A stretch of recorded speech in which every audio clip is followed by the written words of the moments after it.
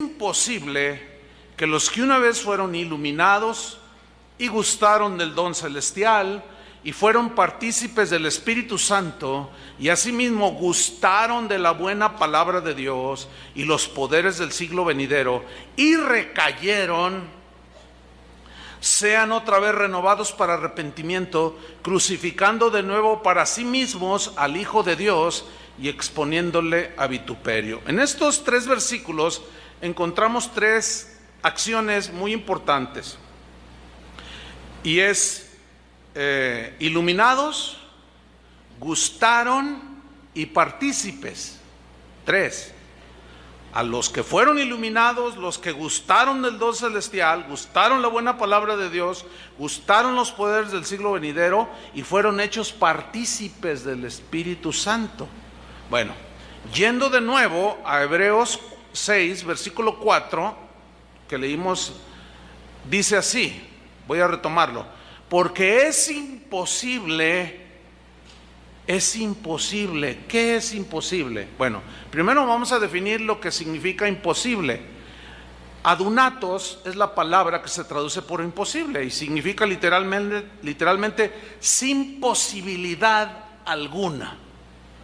Esa misma palabra que significa adunatos, imposibilidad alguna, que se traduce imposible, es la que encontramos en Hebreos 11:6, donde dice: porque sin fe es dunatos, es imposible agradar a Dios. ¿Sí? Nadie que pretenda acercarse a Dios si no tiene fe, es imposible. No existe posibilidad alguna de que Dios reciba su oración si no hay fe. Ahora dice, ¿por qué es imposible? ¿Qué es imposible? Y luego comienza a desglosar el escritor de los Hebreos.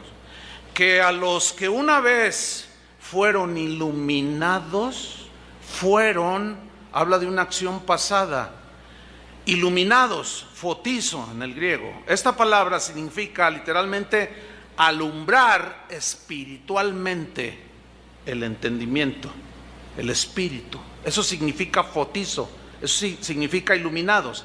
Esa misma palabra, fotizo, alumbrar espiritualmente, es mencionada refiriéndose a cristianos en Hebreos 10:32, que dice así: pero traed a la memoria los días pasados, en los cuales después de haber sido iluminados, fotizo, dirigiéndose a cristianos que fueron alumbrados espiritualmente, sostuvisteis gran combate de padecimientos por causa de Cristo. Entonces, si la palabra fotizo se utiliza en Hebreos 6:4 y también en Hebreos 10:32, en el cual no hay ningún problema, digamos, de entender que se dirige a cristianos en Hebreos 6:32, ¿por qué dudar que Hebreos 6:4 no se dirija a cristianos? ¿Me estoy explicando? Ahí está. Ahora, la misma palabra fotizo la utilizó Pablo refiriéndose a cristianos en Efesios 1:18. Dice: alumbrando los ojos de vuestro entendimiento. Aquí alumbrando ya está traducido más ampliamente, es fotizo. Habiendo sido alumbrados espiritualmente los ojos de vuestro entendimiento, ¿para qué fueron iluminados y los cristianos? Porque aquí se refiere a cristianos. Efesios 1:18. Si decimos que Hebreos 6:4 no se refiere a cristianos, entonces tampoco Efesios 1:18 se refiere a cristianos, lo cual no es así. Alumbrando los ojos de vuestro entendimiento para que sepáis, tiene que haber alumbramiento espiritual para saber cuál es la esperanza a que Él los ha llamado, y tenemos que ser iluminados espiritualmente para saber cuáles son las riquezas de la gloria de su herencia. ¿Sí? Hay muchísimos más textos, no podemos citarlos todos, pero enseguida habla de los que gustaron del don celestial. En el versículo 5 de Hebreos 6:5 también habla de tres veces que gustaron. Uno es: gustaron el don celestial, gustaron de la buena palabra de Dios y gustaron de los poderes del siglo venidero. Ahora, aquí la palabra gustaron Geomai es la palabra griega que significa probar, significa saborear, significa comer. Comer, cuando tú comes algo, luego viene a formar parte de ti, ¿cierto? También significa experimentar, habla de una experiencia real y genuina. Y también significa sentir, vivir esa experiencia. Bueno, en Hebreos 2:9 se utiliza geomai, gustar, en referencia a Cristo. Y si se refiere a Cristo, Hebreos 6, 4 y 5 se refiere a cristianos, no hay la menor duda. Hebreos 2:9 dice: pero vemos a aquel que fue hecho un poco menor que los ángeles, a Jesús, coronado de gloria y de honra, a causa del padecimiento de la muerte, para que por la gracia de Dios gustase la muerte por todos. O sea, probó la muerte para morir por nosotros. La saboreó, comió de eso, la experimentó, la sintió, la vivió. Ese mismo verbo es el que se utiliza cuando dice que es imposible que los que una vez fueron iluminados y gustaron la buena palabra de Dios, el don celestial, los poderes del siglo venidero. Entonces, no hay razón para darle una distinta aplicación entre cristianos y no cristianos. Definitivamente es a cristianos. El apóstol Pedro utiliza geomai en 1 de Pedro 2:2. Dice así: desead como niños recién nacidos. Aquí el recién nacido es en el Señor, ¿sí? Desead la leche espiritual no adulterada, para que por ella crezcáis para salvación, si es que habéis gustado la benignidad del Señor. Gustado, geomai, si es que habéis experimentado, si es que habéis saboreado, habéis comido de Jesús. ¿Se acuerdan cuando Jesús dijo: el que no come mi carne y bebe mi sangre? O sea, se refiere a experimentar, creer su sacrificio por nosotros en la cruz, que fue una vivencia, no fue intelectual, involucró el razonamiento, obviamente, porque primero hay que entenderlo en la razón, ¿sí? Para entonces poder creer la salvación que se nos está ofreciendo. Y luego sigue diciendo, retomo el versículo: porque es imposible a los que una vez fueron iluminados y gustaron del don celestial, gustaron de la buena palabra de Dios, de los poderes del siglo venidero, y fueron hechos partícipes del Espíritu Santo. ¿Partícipes de qué? ¿O de quién? Del Espíritu Santo.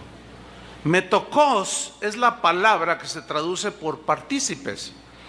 Y metokos se puede traducir también, o su sentido estricto es partícipes en algo o con alguien, ¿sí?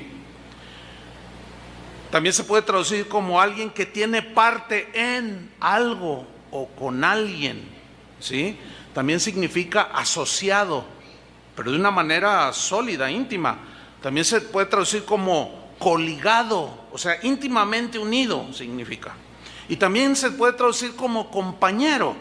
Bien, metokos, este verbo, partícipes, se usa en Hebreos 3:1 refiriéndose a cristianos. Y si se refiere en Hebreos 3:1 a cristianos, no existe razón alguna para asegurar o creer o afirmar que Hebreos 6, 4 y 5 se refiere a incrédulos. No hay la manera posible, cuando ya se ve de una manera más concisa y profunda, de equivocarnos. Se refiere a cristianos. Entonces se usa en Hebreos 3:1. Por tanto, hermanos santos, participantes, metokos, con alguien, participaron, estuvieron coligados, compañeros, asociados de manera íntima, en este caso del llamamiento celestial. O sea, que habían hecho caso al llamamiento celestial y lo experimentaron, lo vivieron, lo sintieron porque fueron iluminados y lo gustaron. Dice, considerad al apóstol y sumo sacerdote de nuestra profesión, Cristo Jesús. Repito, alguien que es inconverso, que no es cristiano, no puede considerar a Jesús como su sumo sacerdote. Imposible. En Hebreos 3:12 al 14 se vuelve a utilizar metocos en referencia a cristianos. Por lo cual deducimos que en la misma carta a los Hebreos, capítulos más abajo, hasta el 6, es imposible que no se esté refiriendo a cristianos también. Dice Hebreos 3:12, mirad, hermanos, que no haya en ninguno de vosotros corazón malo de incredulidad para apartarse del Dios vivo.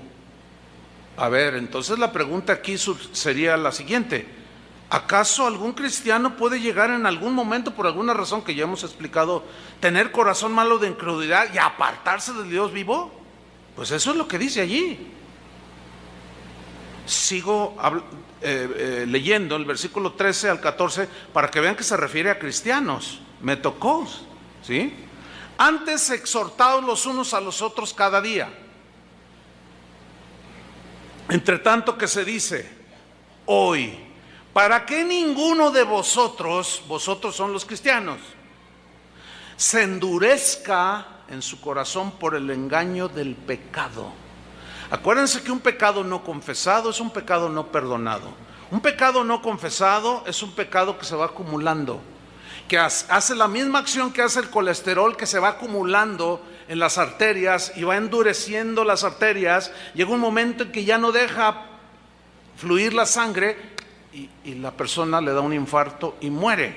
Y esa es la palabra, endurecer es esclero, de donde se deriva esclerosis, endurecimiento de las arterias. Entonces la pregunta es, ¿puede algún cristiano en algún momento de su vida, por acumulación de estos pecados no confesados, por no arrepentirse, endurecerse por el engaño del pecado? Sí, eso es lo que está diciendo, que tengan cuidado para que no se endurezcan por el engaño del pecado.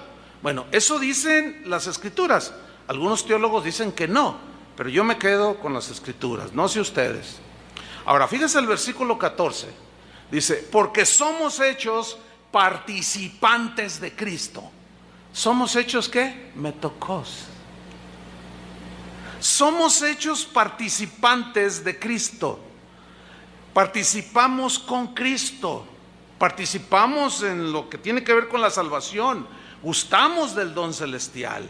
Somos participantes con Él, de su sacrificio, etcétera, etcétera. ¿Sí? Entonces fíjate, dice, somos hechos participantes de Cristo. Y luego añade, con tal que retengamos firme hasta el fin nuestra confianza del principio, con la que iniciamos nuestra carrera cristiana.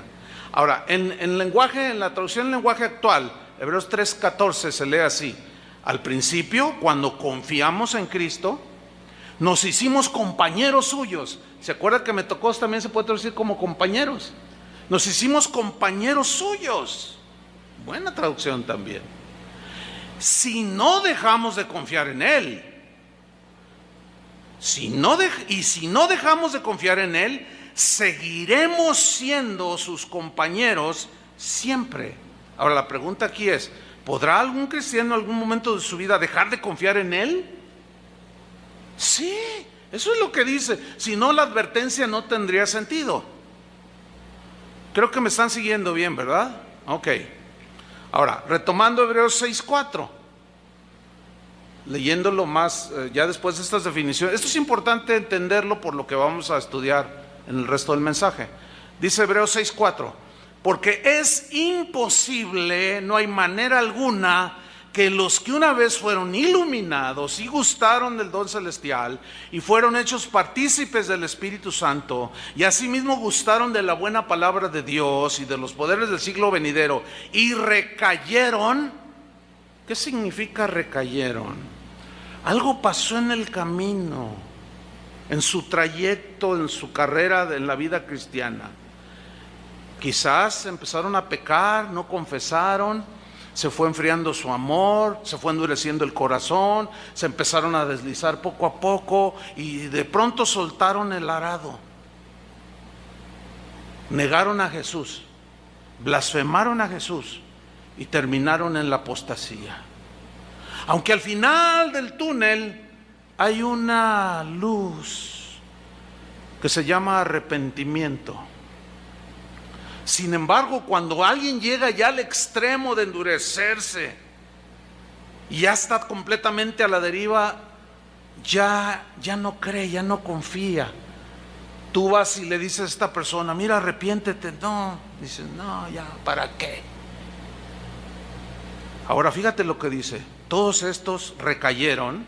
Es imposible que sean otra vez renovados para arrepentimiento, crucificando de nuevo para sí mismos al Hijo de Dios. O sea, volver a crucificar a Cristo para volver a tener una fe, no, imposible. Ya no hay más sacrificios por los pecados. Dice la Biblia que solamente un solo sacrificio y ya, bastó. Pero por alguna razón soltaron el arado, se deslizaron, se endurecieron y soltaron el arado. Dice, y exponiéndole a vituperio. ¿Qué significa esto? Recayeron y exponen a vituperio a Cristo y al Evangelio. Se lo voy a tratar de ilustrar. Aquí tenemos al hermano Pancho López y acá a la hermana Petra Guzmán. Entonces el hermano Pancho López golpeaba a su esposa, era muy violento, era borracho, vendía droga, maltrataba a todo mundo. Pero un día alguien le habló de Cristo, creyó el mensaje y fue iluminado. Y empezó a gustar del don celestial. Y empezó a gustar de la buena palabra del Señor y de los poderes del siglo venidero, o sea, del poder de Dios. Y a lo mejor hasta oró por enfermos y se sanaron. Pero de pronto en su caminar, en su carrera, algo pasó que empezó a deslizarse. Algo sucedió en su vida que empezó a endurecer su corazón y empezó a apartarse del Dios vivo y terminó soltando el arado. Y ya no fue digno del Señor. Y ese mismo Pancho, la gente que un día lo conoció, que se admiraba y decía, oye, ¿ya viste a Pancho? Ya no le pega a su esposa, ya no se emborracha, ahora ya hasta trae una Biblia bajo el brazo. ¿Cómo ha cambiado? ¿Qué le pasó? Y se corrió la voz de que se había convertido a Cristo. Y no, más de uno comentó, mira, yo ya hablé, ahora que él dice que es cristiano, está irreconocible. Pero al rato le pasa eso y suelta el arado. Y esos que lo vieron dicen, oye, ¿ya viste a Pancho? Pues sí, pero ¿qué pasó? Otra vez anda borracho, le acaba de meter una tunda a su esposa. Empezó a vender droga otra vez, se volvió el agresivo de siempre. Si eso es ser cristiano. Y empiezan a burlarse de Cristo y empiezan a burlarse del Evangelio. No, si eso es ser cristiano, mira, yo no tomo, no me emborracho, no, nada. No, yo ya estoy con el Señor, yo ya me voy con el Señor. Y lo exponen a vituperio. Dice, es imposible que los que tuvieron esa experiencia con Él y recayeron sean renovados otra vez. O sea, es una advertencia. Estaba leyendo a un erudito muy reconocido que decía, hay 5 advertencias en la carta a los Hebreos y las 5 son terribles. Dice, yo en mi corazón quisiera que no existieran. Y algunos con ese deseo de que pues no, esto no es para mí, dicen que es para no cristianos la advertencia. Pero no, hermanos, queda claro, no sé si les quedó claro. Bueno, después de aclarar esto, de que es a los cristianos a quienes se nos advierte, vamos a estudiar el pasaje de Mateo 24 que leímos al principio.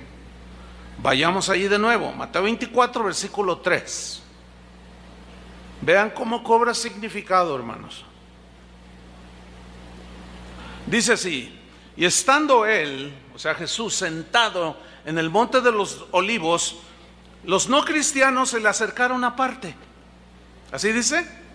¿No? Los discípulos ¿Quiénes en concreto? Pedro, Pablo. No me diga que no eran nacidos de Dios, no me diga que no eran hijos de Dios, no me diga que eran incrédulos, no, eran los discípulos. Y le dijeron: Señor, dinos, ¿cuándo serán estas cosas? ¿Y qué señal habrá de tu venida y del fin del mundo, del fin del siglo? Respondiendo Jesús les dijo, fíjate, la primera advertencia fue: mirad que nadie os engañe. A ver. ¿Puede un cristiano ser engañado? Bueno, según los teólogos no. Según Jesús sí. Yo sigo quedándome con Jesús. ¿Ustedes también? Bueno, seguimos adelante. Porque le están preguntando a Jesús y él les responde, lo primero que les responde: que nadie los engañe. Les está diciendo a sus discípulos.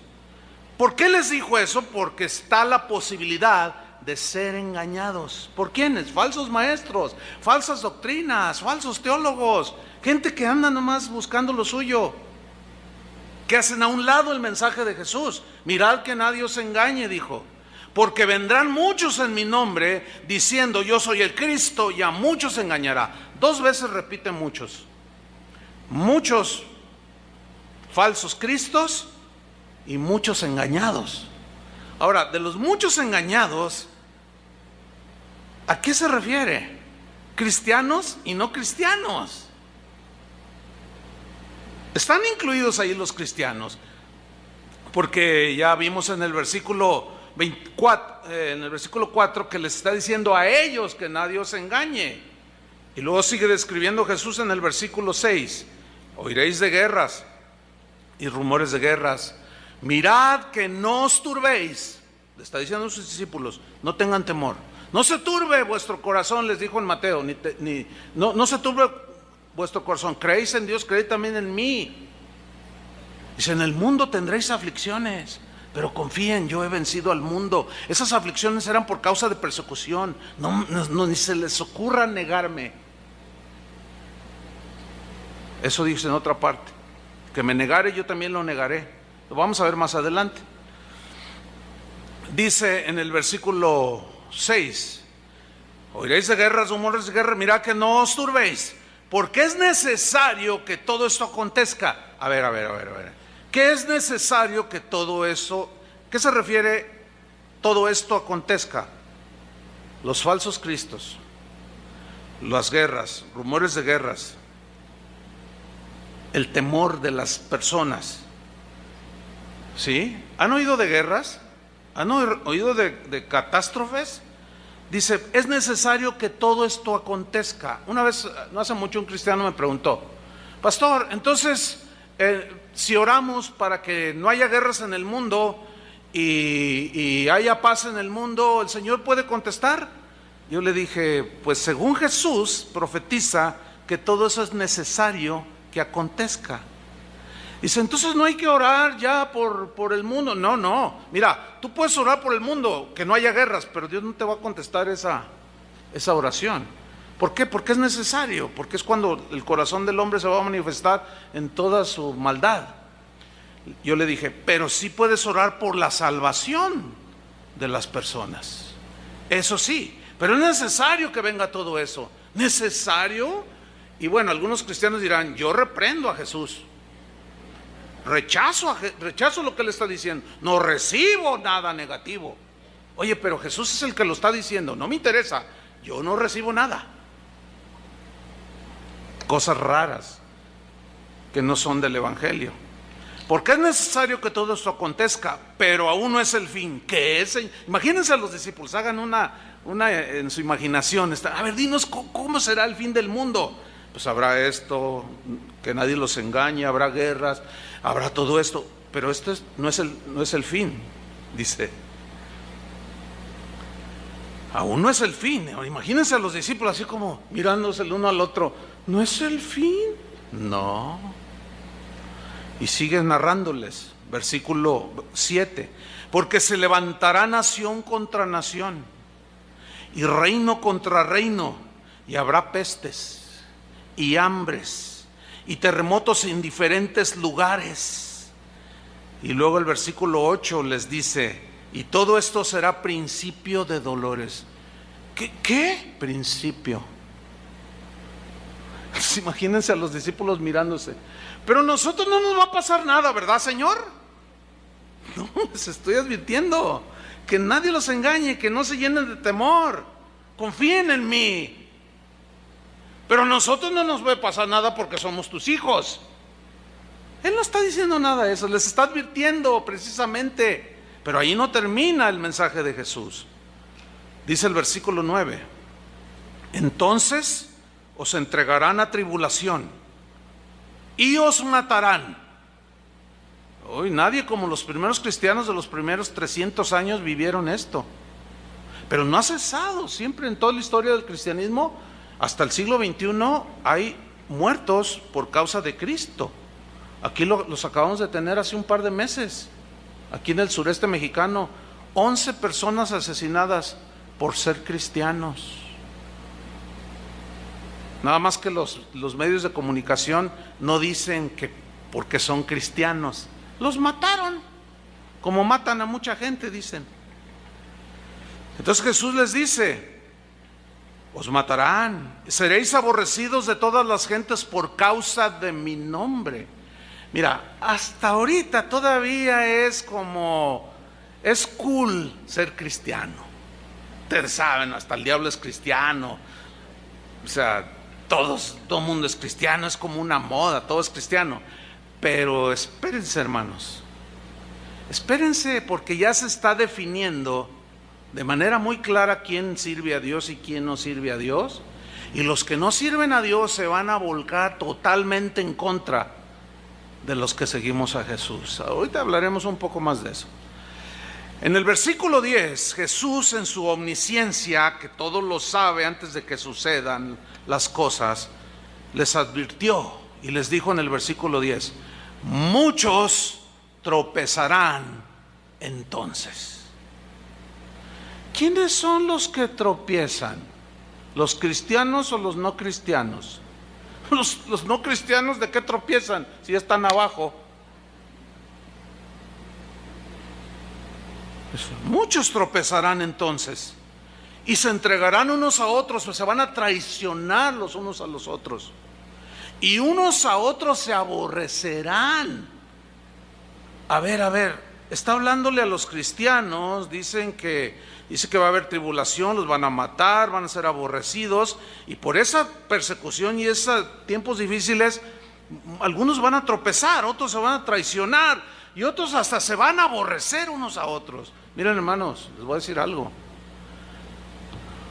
con una pregunta retórica: ¿habrá cristianos que odian?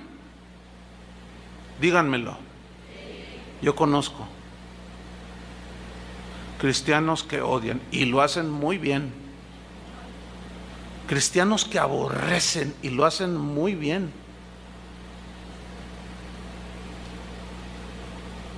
Esos son los candidatos a tropezar más fácilmente cuando arrecie la persecución. Pero ahí no termina Jesús. En el versículo 11 insiste en algo: y muchos falsos profetas se levantarán y engañarán a muchos. Mira, yo he visto, le puedo contar cantidad de testimonios de gente que algo pasó en su caminar. Se amargaron, se dolieron, resentidos, qué sé yo, se endurecieron, se empezaron a deslizar y terminan en sectas. Terminan en sectas, terminan creyendo doctrinas diabólicas, doctrinas de demonios, arrastrados por los falsos profetas, puesto que no creyeron al verdadero profeta, que era Cristo en este sentido aquí, en Mateo. Lo desechan a él, desechan sus palabras, terminan creyéndole a hombres que se las dan de profetas y van a engañar a muchos. Pero hermanos, a donde quería yo llegar es al versículo 12. ¿Por qué? Porque una de las señales más perturbadoras para los cristianos, la advertencia más enfatizada que hizo Jesús es, miren, está en el versículo 12: y por haberse multiplicado la maldad, el amor de muchos, ¿qué? Se enfriará. Ahora, aquí vamos a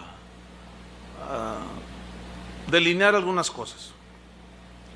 Y por haberse, o sea, haberse habla de un hecho ineludible, sí o sí se dará. ¿Qué? La multiplicación. ¿Qué significa aquí multiplicación? Algo que es tan acelerado en su multiplicación que ni cuenta te vas a dar cuando ya esté allí. Es como ahora en tiempos de lluvias. Los que tienen un pedacito ahí de jardín, ahorita en la tarde lo limpian y luego mañana van y lo quieren limpiar otra vez y aparecen unos hongos de este tamaño. ¿Han visto eso? Y tú dices, ay, ayer no estaba. ¿A poco creció tan rápido? Ni cuenta te diste. Y se multiplicaron de una manera imperceptible. Esa es la idea aquí. Y por haberse multiplicado, pero no fueron hongos aquí. Ojalá y fueran hongos. ¿Qué fue lo que de pronto explotó? Como de la noche a la mañana en los últimos tiempos, que sin duda son estos: la maldad. Anomia es la palabra que se traduce por maldad. Está formada de dos partes. A, que significa sin, y nomos, ley. O sea, significa carencia de ley. Pero obviamente que se refiere a personas, ¿sí? Porque la maldad no está en el trolebús en el que te subes. La silla donde estás sentado no es mala, ni perversa, ni pervertida. Pues no, las cosas inanimadas no. ¿Se acuerdan que Jesús dijo que del corazón del hombre salen, ¿qué? Lo que contamina al hombre. Salen los adulterios, las maldades, las fornicaciones, salen los homicidios, salen las mentiras, sale todo lo malo. Entonces se refiere a gente sin ley. Esa palabra también se puede traducir por iniquidad. Es decir, póngame mucha atención, la gente sin Dios, llegará el momento en que lanzarán por la ventana todo tipo de ley. Las leyes morales las tirarán por la ventana. Las leyes de los hombres, de los países, de las naciones, no las respetarán tampoco. Mucho menos la ley de Dios. Mucho menos la palabra de Dios. Y aquí está estableciendo Jesús que va a haber una multiplicación de gente que serán ley para sí mismos, que no respetarán absolutamente ninguna ley de ningún tipo, ni moral, ni de educación, ni de nada. Y es cuando viene esta multiplicación que como de la noche a la mañana de pronto apareció. Y déjenme decirles, les tengo una mala noticia, pero ya están los hongos por todos lados, de una manera increíble, descarada, y algunos todavía en su tibieza no se han dado cuenta que estamos totalmente invadidos de gente sin ley, de maldad a grado sumo. Espero que estén ahora en este momento enterados de lo que desgraciadamente pasó en Francia, en Niza, una de las ciudades más quietas, según eso, donde más tranquilidad se vive del mundo, así decían hasta hace 3 días. Cuando un tipo toma un camión de 20 toneladas y empieza a arrollar mujeres, niños, bebés. Un testigo, yo cuando vi esa noticia me impactó. Yo no sé si a usted le impactó o dijo, bueno, otro caso más. Y hablaré un poco más de eso. ¿A quién se le ocurre? ¿Qué está pasando en la mente de los seres humanos? Los actos terroristas que hemos vivido, bueno, no aquí en México tanto, pero en otros países. En Estados Unidos, la cifra casi llega a 60 millones de niños abortados. 50 y tantos millones, ya van para 60 millones desde que se legitimizó el aborto. Pero ¿qué clase de mundo estamos viviendo donde legislan para proteger un perro, para proteger un gato y para proteger un chango? Que nadie le toque ni un pelo, ni el bigote, siquiera. Si no te meten a la cárcel. Y esa ley ya está vigente aquí en Jalisco. ¿Sí? Y por otro lado legislan para matar bebés. Digo, dígame, ¿en qué clase de mundo es este? ¿Tiene alguna congruencia? Se ve claramente que no hay ley moral, ni ética, ni espiritual, ni de ellos mismos sus propias leyes que habían puesto para vivir cívicamente, ellos mismos las están ahora pisoteando. ¿Usted cree que esos van a guardar la ley de Dios? Y usted y yo que queremos guardar la ley de Dios, ahí es donde se nos va a venir el mundo encima, hermano. Y a ver cuántos aguantan. Y a ver cuántos no sueltan el arado. Y a ver cuántos no niegan a Jesús. Supo de la historia esa que se hizo a nivel mundial conocida, de un niño que se cayó en donde estaba un simio ahí, un gorila. ¿Todos saben lo que estoy hablando? Aún así, hay cristianos que dicen, no, yo no veo las noticias, porque son puras malas noticias. Pues te quiero exhortar, hermano, en buena onda, como dicen los chavos, con buen espíritu. No debes hacer eso. ¿De qué manera te vas a dar cuenta en el mundo en el que vives? Necesitas cuando menos de pasada echar a un lado a volar el Face y ponte a ver las noticias. Para que veas el mundo en el que vives, para que veas que Jesús ya está a las puertas y algunos todavía están dormidos comiendo su helado de vainilla. Y este niño cayó accidentalmente y pues el orangután o el gorila lo tomaba y no lo estaba maltratando. Lo que pasa es que es un animal salvaje que no razona, nada más tiene instintos, y lo arrastraba. Imagínate que tú, mujer, fueras la madre de ese niño y tú el padre de ese niño. ¿Qué vida desearías tú que se salvara? ¿La del simio o la del niño? Bueno, como simples humanos, hermano. El problema es que los ambientalistas y yo oigo un programa los sábados que habla de los animales, y lo oigo porque, bueno, no quiero largo de explicar, pero tiene una razón, no porque me gusta, sino porque quiero saber cómo están pensando. Y ellos, no, que el perro, que no le dé el sol al perro. Hay que denúncialo porque tiene el perro en la azotea. Y se ponen en una actitud, ¿verdad? Y un día uno les mandó un correo y les dicen, ¿ustedes están a favor del aborto o en contra del aborto? Este no es el tema. Pero mire, todos esos de ese programa, todos están a favor de la ley del aborto. O sea, maten los niños que sea, pero no maten al gato. Entonces dices, ¿en qué clase de mundo estamos viviendo? Bueno, el orangután o el simio, o el abuelito, para algunos que es el abuelo, pues es un animal salvaje. Entonces los encargados del zoológico no sabían qué hacer, dijeron, es un animal salvaje, y tomaron la sabia decisión de matar al gorila.